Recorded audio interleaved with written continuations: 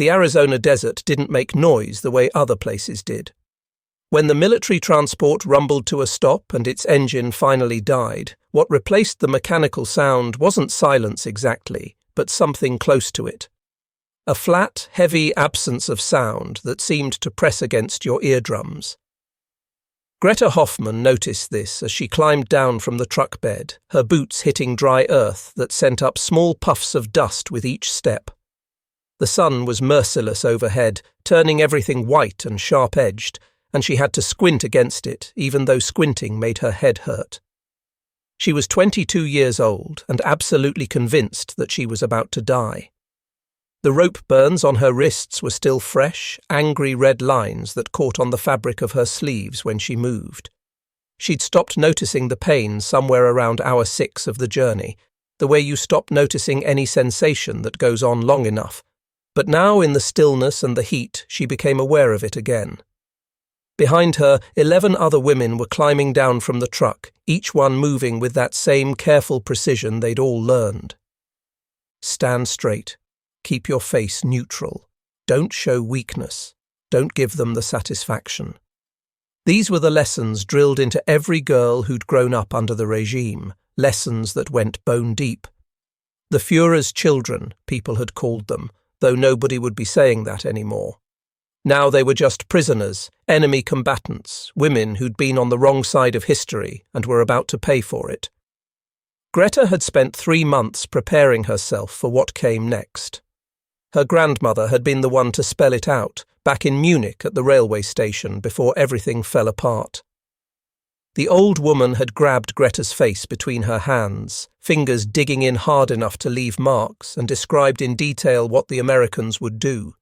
Starvation first, then beatings, public humiliation. "They'll parade you through the streets like animals," her grandmother had said, her voice shaking with rage and certainty. "They'll want revenge for everything. You'll beg them to kill you before the end. Just make sure you die like you lived, with your spine straight and your mouth shut. Don't let them break you. Die with honor." Greta had believed every single word, because why wouldn't she? Everything else the old woman had told her about the world had been true, or at least she'd thought it was true, and there was no reason to doubt this particular prophecy of suffering. But the woman walking toward them now didn't look like someone preparing to dispense torture. She wore a pressed uniform with lieutenant's bars on the shoulders and carried a clipboard tucked under one arm. Her face was composed, almost blank, neither friendly nor hostile. What struck Greta immediately was that she was Japanese, or Japanese-American maybe, with dark hair pulled back in a severe bun and dark eyes that swept over the assembled prisoners with clinical detachment. The woman stopped a few yards away and spoke in German, the words precise and grammatically perfect. "My name is Lieutenant Sarah Tanaka. This is Camp Florence. You'll follow me for intake processing." No shouting accompanied this announcement. No snarling dogs strained at leashes. Nobody raised a hand or a club or even their voice. The lieutenant simply turned and started walking toward a cluster of buildings in the middle distance, clearly expecting them to follow. The 12 women exchanged looks, confusion passing between them like an electric current. This had to be the prelude to something worse, the calm before the real horror started. Greta felt her chest getting tight, her breathing shallow. She fell into step with the others, marching in formation without being told to, because that's what you did, and tried to prepare herself mentally for whatever came next. Processing took longer than expected, almost an hour of paperwork and questions asked in that same flat professional tone.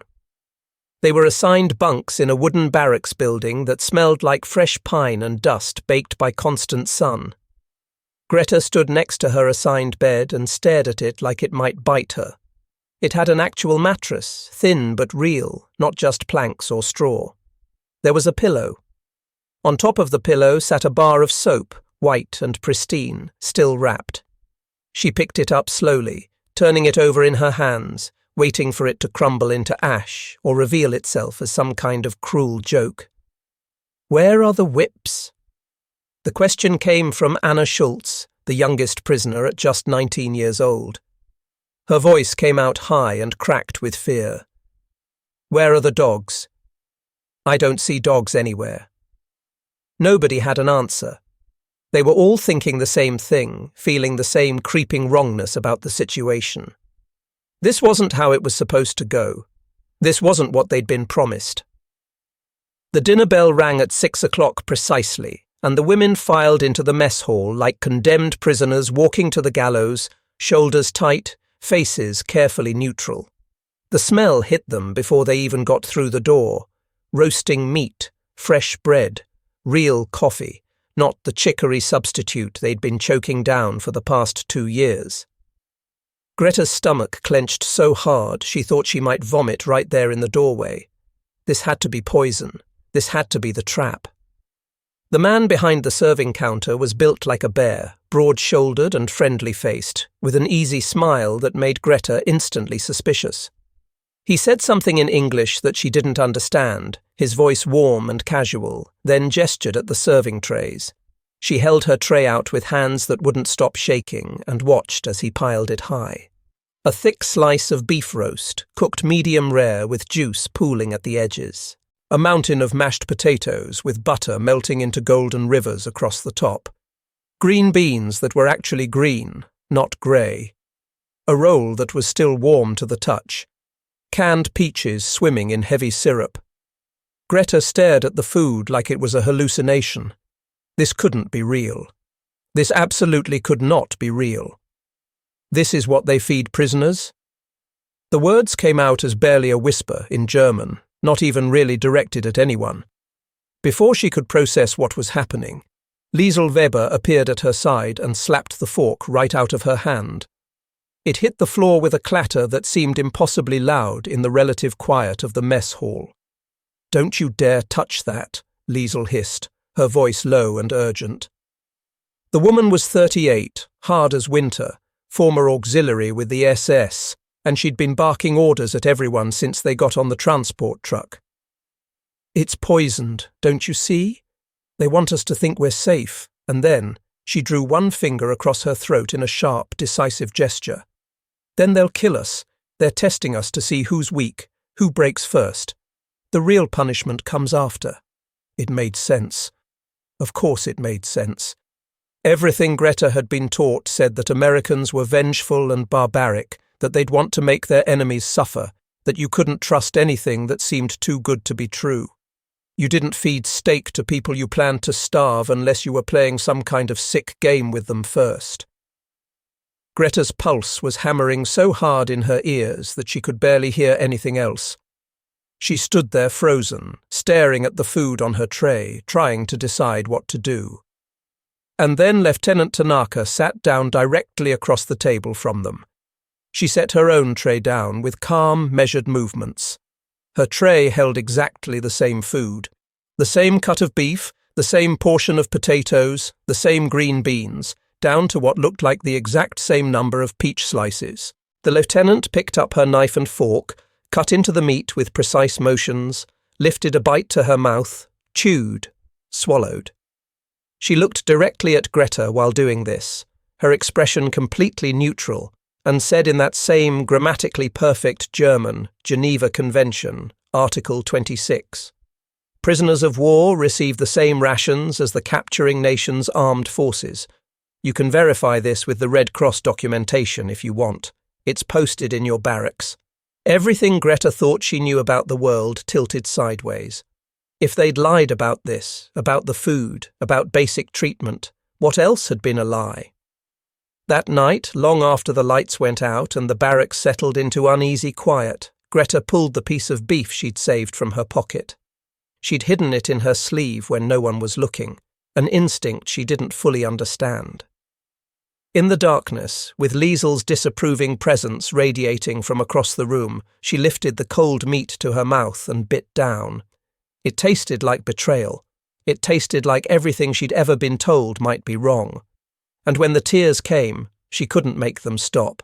7 days after arrival, Greta held camp currency in her palm and tried to understand how this was possible. $3.60 in camp script, thin paper vouchers with the Camp Florence seal printed on them. more money than she'd ever personally possessed back home. The work wasn't particularly difficult or demanding. Laundry duty meant hauling wet uniforms from industrial washing machines to clotheslines that stretched across the compound, her hands turning pink and wrinkled in hot water. 8 hours per day, 80 cents per day. The mathematics seemed absurd, impossible, like someone had made a clerical error that would eventually be discovered and corrected. Saturday morning she went to the canteen, that small store where prisoners could buy personal items, and stood at the counter trying to decide what to purchase. She bought toothpaste, actual Colgate in a metal tube, writing paper, a pencil with an eraser. She touched each item as the clerk rang them up, waiting for someone to laugh and take them away, to reveal this as the elaborate joke it had to be. But the clerk, a bored-looking corporal who barely glanced up from his paperwork, just took her script and waved her along. Next. Anna Schultz bought cigarettes even though she didn't smoke, clutching the pack like it was proof that this strange reality hadn't dissolved yet. Other women bought soap, magazines, chocolate bars, small luxuries that felt dangerous to want. Greta found herself watching Lieutenant Tanaka constantly now, studying her the way you might study a puzzle you couldn't solve. Sarah moved through the camp with mechanical efficiency, always with that clipboard, always enforcing rules with the same flat consistency regardless of circumstances. She didn't raise her voice.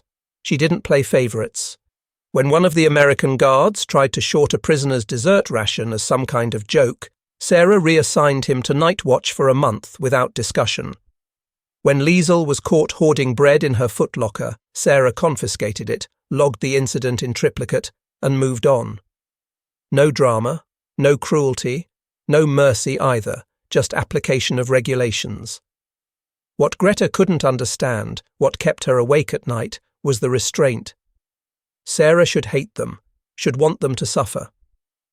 The guards talked and Greta's English was getting good enough to pick up fragments of conversation. Sarah's parents were locked up in some camp in California, imprisoned by their own government just for having Japanese ancestry. Her brother had died in Italy, killed fighting to prove his loyalty to a country that didn't trust him, and yet here she stood, enforcing the Geneva Convention like it was holy text, treating enemy women with a precision that felt more disturbing than outright cruelty would have been. One evening, Sarah found Greta sitting alone in the barracks, staring at a blank piece of writing paper.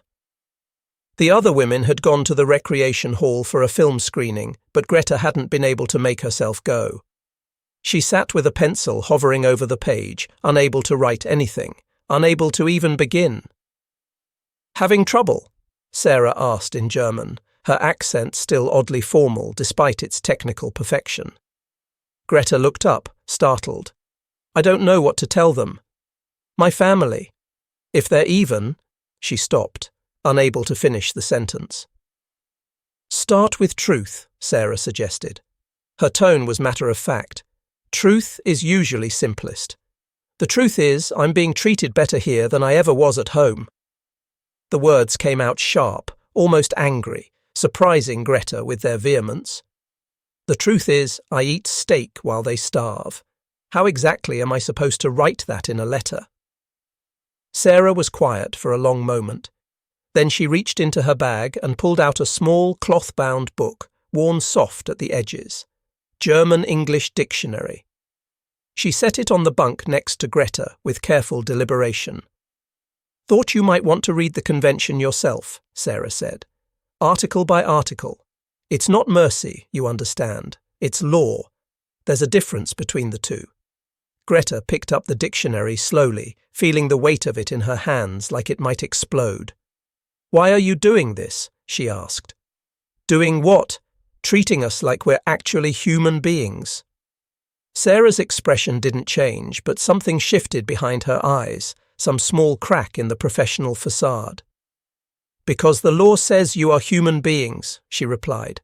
"And the minute I stop following the law, the minute I let personal feelings dictate my actions, I become exactly what I'm fighting against." She turned to leave, then paused in the doorway.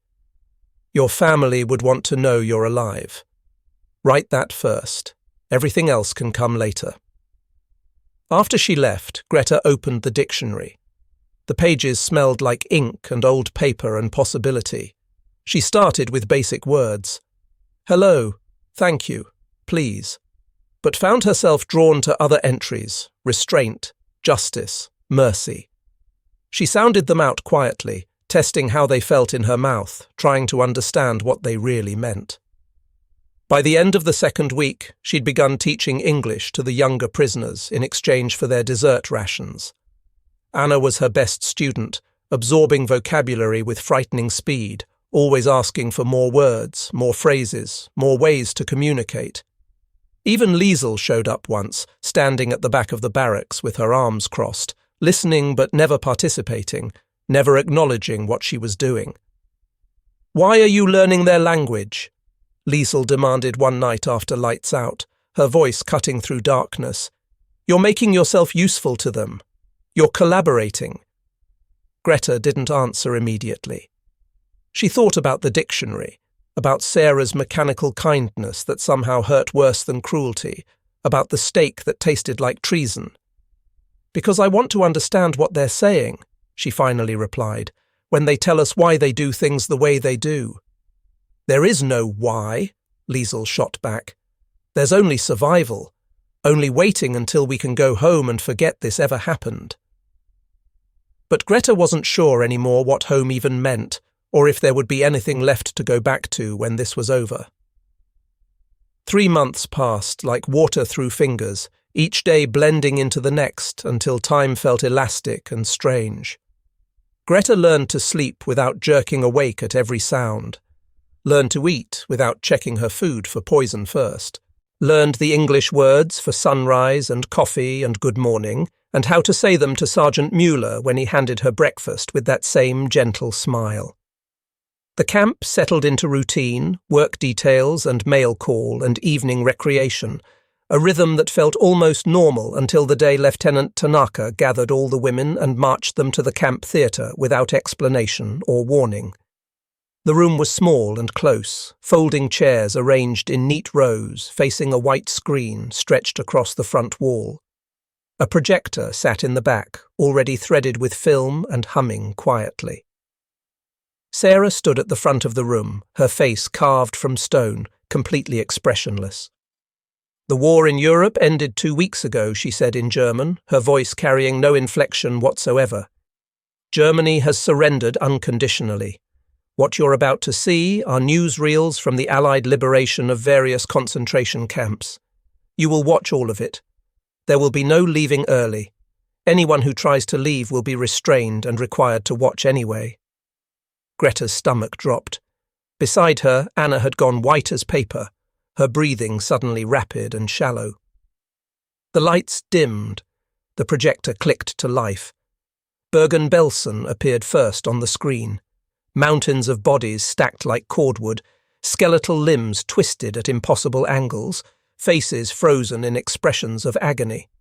Living prisoners who looked like walking corpses, hollow-eyed and swaying, skin stretched tight over bones. British soldiers wearing masks against the stench, using bulldozers to push the dead into mass graves because there were too many to bury individually. Then Dachau appeared, then Buchenwald, then Auschwitz. Camp after camp after camp, an endless parade of horror. Greta made it through 15 minutes before she stumbled up the aisle, hand clamped over her mouth, fighting her way past other prisoners. She barely made it to the edge of the building before her stomach emptied violently onto the desert sand. She retched until there was nothing left inside her, then kept retching anyway, her body trying to expel something that couldn't be vomited away. She didn't hear Sarah approach over the sound of her own gasping, didn't know the lieutenant was there until her shadow fell across the ground. "Did you know?" Sarah asked quietly. The question was simple but carried enormous weight. "Number." Greta's voice came out hoarse, barely recognizable as her own. "I didn't know. None of us knew. I never saw anything like that. I was just a radio operator. I just relayed messages and coordinates and supply requests. I never—" She stopped because the excuse died in her throat, sounding pathetic even as she tried to form it. But I should have asked questions. I should have wondered why they needed so many trains going to so many camps. I should have pushed back or refused or done something. The words felt inadequate, microscopic against the enormity of what she'd just seen. What could one radio operator have done? What difference would her single refusal have made in the grand scheme of things? But she'd never even tried, had never even considered trying. Sarah was silent for a long time, staring out at the desert. When she finally spoke, her voice had lost some of its mechanical edge, becoming something more human. My parents lost their grocery store in San Francisco, she said. Everything they'd built over 30 years, gone in a week when the evacuation orders came. My brother enlisted immediately, volunteered to prove his loyalty, to show we were real Americans and not the enemy. He died at Anzio with a bullet in his chest and a flag draped over his coffin. She looked up at the stars beginning to emerge in the darkening sky. I wanted to hate every single one of you. When I got this assignment, I wanted you to suffer the way my family suffered, the way those people in the camps suffered. Greta couldn't breathe, couldn't move. Her entire body felt frozen. But the law said you're human, Sarah continued quietly. The Geneva Convention said you get the same food I eat, the same medical care, the same basic dignity and treatment. So I had to act like it was true. Even when I didn't feel it. Even when every part of me wanted to, she stopped, swallowed hard, wanted to make you hurt the way I was hurting. Restraint isn't kindness. It's not mercy or forgiveness. It's the only thing standing between civilization and that. She gestured back toward the theatre where the projector was still running, where the other women were still watching horrors unfold. It's the only thing that makes us different from what we're fighting against. Greta wanted to apologize, wanted to explain or beg forgiveness, or make some gesture that would bridge the impossible gap between them. But what apology could possibly be adequate?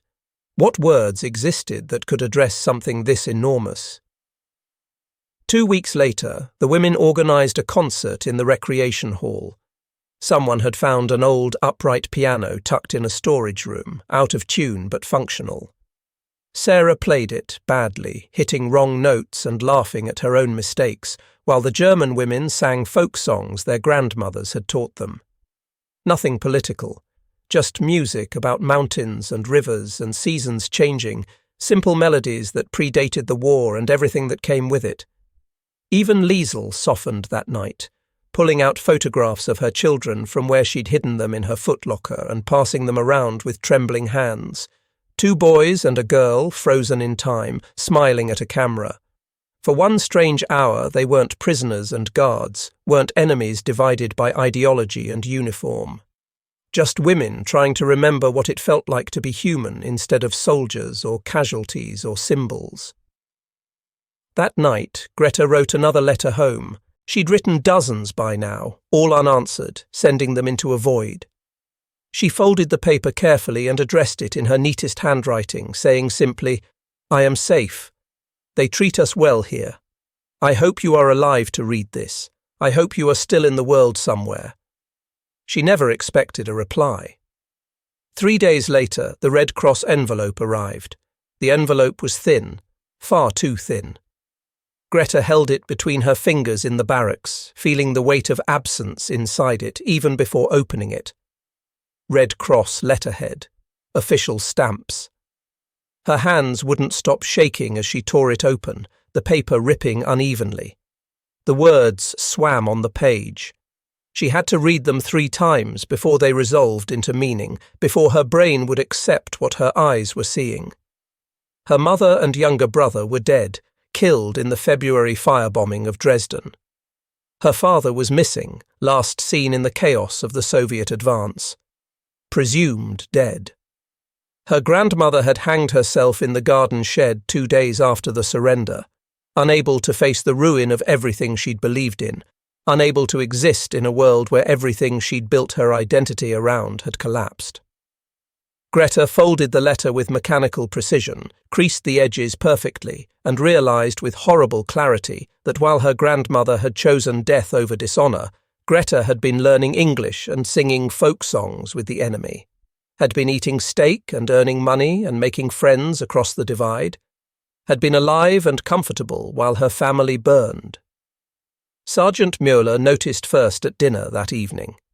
He approached her table, concern creasing his broad face, speaking in slow, careful English that she could now mostly understand.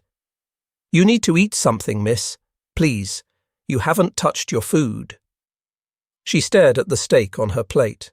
It might as well have been made of ash and sawdust. Her throat felt closed, incapable of swallowing anything. That night, Liesl cornered her in the barracks, moving fast across the room the moment the other women were distracted. The older woman's face was hard as flint, eyes blazing with something between fury and vindication. "I told you," she hissed in rapid German, keeping her voice low but intense. "I told you they were playing games with us. Now you see it, don't you? They fed you while your family died. They made you comfortable while Germany burned to ash. They turned you into a traitor and you let them do it." "I never," Greta started, but her voice wouldn't work properly, the words catching in her throat. "You befriended her," Liesl continued, her voice rising despite her efforts to keep it down.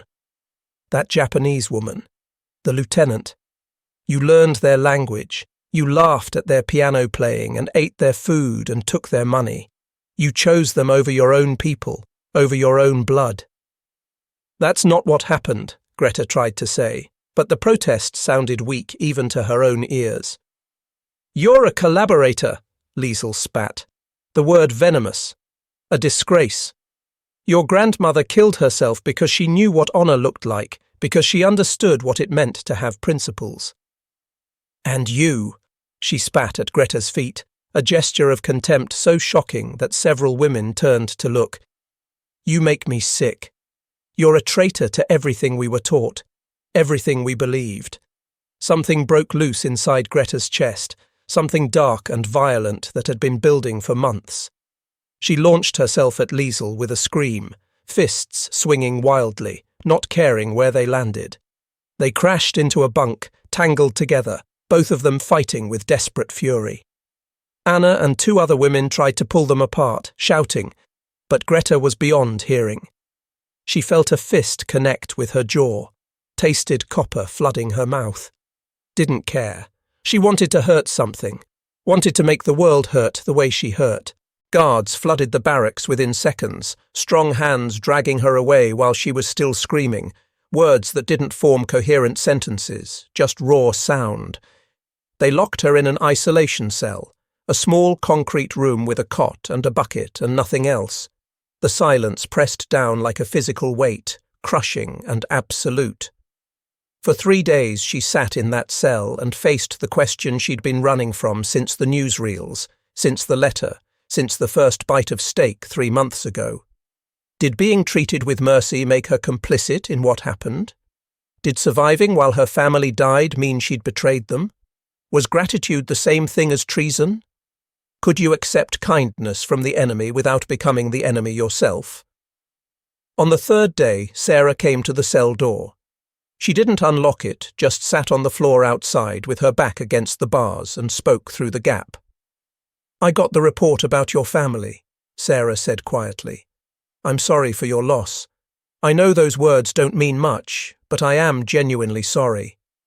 Greta said nothing. What could she possibly say? "You didn't kill them," Sarah continued after a moment. "You didn't drop the bombs or start the war or vote for any of it. You were 22 years old and following orders because that's what you were taught to do. That's what everyone was taught to do." "I should have been there," Greta finally said, her voice cracking. "I should have died with them." "To die with them?" Sarah asked. "Would that have made anything better? Would that have saved them or changed anything?" "It would have been honest," Greta replied. "It would have meant I didn't abandon them. Instead, I'm here, safe, federal alive and comfortable, while they—" She couldn't finish the sentence. Sarah was quiet for a long moment, thinking. "You didn't choose to be captured," she finally said. "You didn't choose to be fed or treated according to the convention. Those things were done to you, not by you. But you can choose what to do with the fact that you survived when they didn't. You can choose what that survival means going forward. She stood up, brushing dust from her uniform with methodical movements. People are going to need bridges, she said, between languages, between former enemies, between the world that was and the world that's coming. You have skills now. You understand both sides. You can be that bridge. Or you can let the guilt eat you alive until there's nothing left. But either way, your family is still gone and you're still here. That's the reality you have to work with. She walked away, footsteps echoing down the corridor, leaving Greta alone with that impossible choice. Greta curled up on the thin mattress and finally let herself cry, not the silent tears she'd shed before, but great wrenching sobs that tore through her chest and left her gasping for air. She cried until she was empty, until there was nothing left inside her but the terrible, unbearable fact of her own continued existence and the question of what to do with it. They released Greta on a Wednesday morning. She walked back to the barracks with her jaw still tender, a bruise blooming purple along her cheekbone, and found the other women preparing for repatriation. The camp was processing them in waves, sending them back to occupied Germany on transport ships that would dock in Hamburg or Bremen, delivering them back to a country that barely existed anymore. Most of the women were terrified. Anna sat on her bunk, clutching a single photograph of her family home, now nothing but rubble according to the Red Cross, and crying silently, tears streaming down her face without sound. "There's nothing to go back to," she whispered when she noticed Greta watching. "No house, no family, no jobs, no infrastructure, just ruins and starvation and Russian soldiers and people who hate us for losing." She looked up with red-rimmed eyes. "At least here we're treated like human beings. At least here we have beds and food and nobody." She stopped, unable to finish the thought. Liesel stood by the window with her arms crossed, staring out at the desert landscape, her posture rigid. "We should have stayed prisoners," she said bitterly. "It's the only safe place left for us now, the only place where the rules still mean something." Greta felt hollow, scooped out, like someone had removed all her internal organs and left just a shell. She had no family to return to, no home, no identity beyond the lies she'd been taught and the mercy she still couldn't fully accept or understand. She moved through the days like a ghost, doing her work assignments mechanically because that's what you did, eating because Sarah watched her with those steady dark eyes until she took at least a few bites. A week after her release from isolation, Sarah found her in the laundry room and handed her an envelope without preamble. "Red Cross needs a translator," Sarah said simply. "German refugee in Tucson is looking for her daughter. Lost track of her somewhere between Munich and the Swiss border during the evacuation. I told them you might be able to help." Greta stared at the letter, written in shaky German script, a mother's desperate plea filled with specific details. The daughter's birth date, the colour of her coat, a distinctive scar on her left hand from a kitchen accident when she was 7. The kind of details only a real mother would know, would remember, would think to include. "I don't know how to do this," Greta started, her voice uncertain.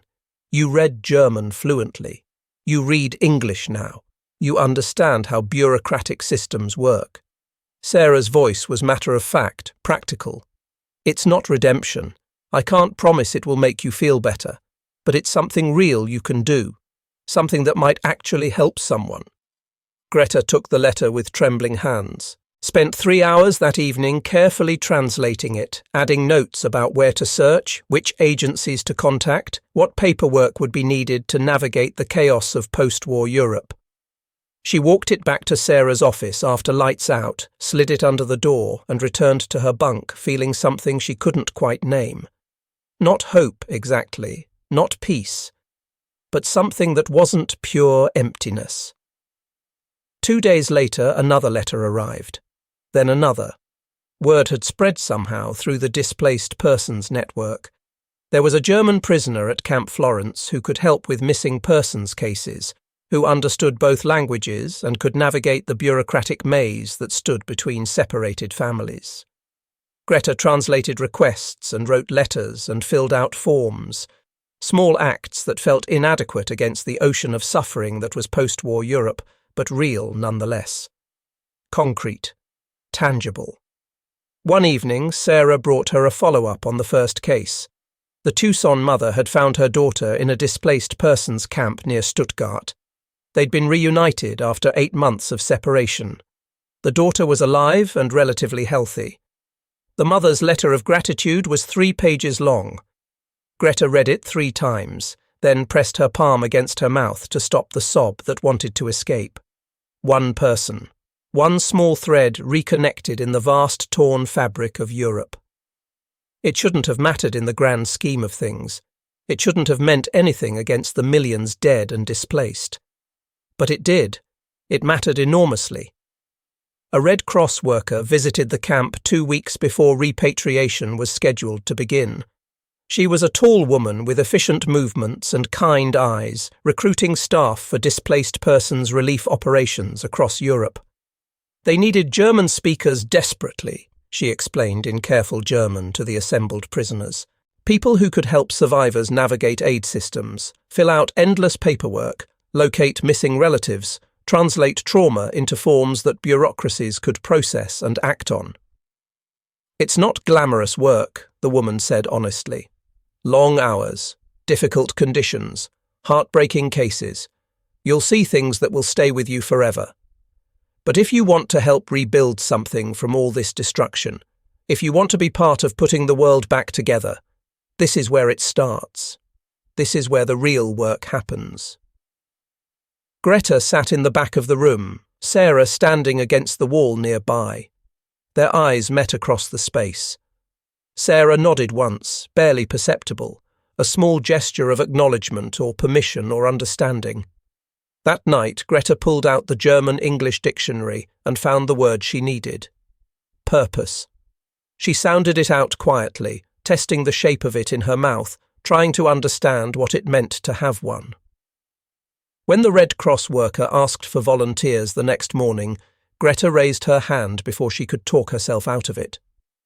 Liesl watched from across the room, her expression unreadable, something between contempt and something that might have been envy. You're still choosing them, Liesl said later when they were alone. Still turning your back on your own people.